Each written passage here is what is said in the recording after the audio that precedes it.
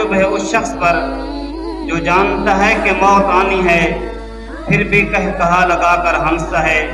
जिस बंदे को फांसी का हुक्म हो जाए तो उसके चेहरे पर हंसी नहीं आती, उसके चेहरे पर खुशी नहीं आती। हमें पता है हमें मरना है और मौत कितनी तकलीफ देह चीज़ है। हजरत अली ने फरमाया कि मौत कैंची के कुतर देने से भी ज़्यादा सख्त होती है, देख में भून देने से भी ज़्यादा सख्त होती है।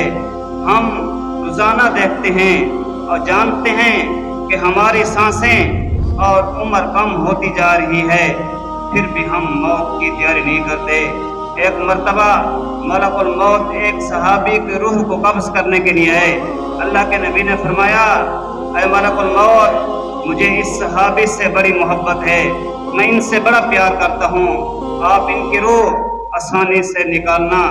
तो मलकुल मौत ने अर्ज़ किया, अल्लाह के हबीब, जो आपके सोहबत याफ्ता हैं, मैं उनकी रूह आसानी से निकालता हूँ, एक उंगली से निकालता हूँ, और आम आदमी की रूह निकालने के लिए मैं पंजा गाड़ देता हूँ।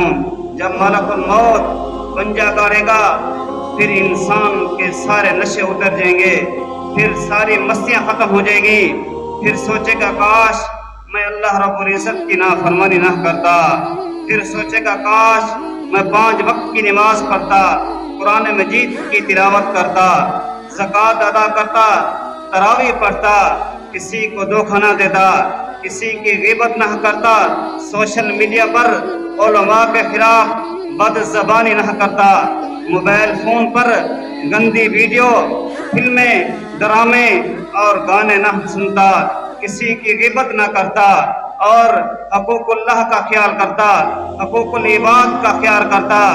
लेकिन उस वक्त फिर सोचने का, फिर फिक्र करने का कोई फ़ायदा नहीं होगा। आज अल्लाह ने मौला दी है, हम मौत से पहले मौत की तैयारी करें।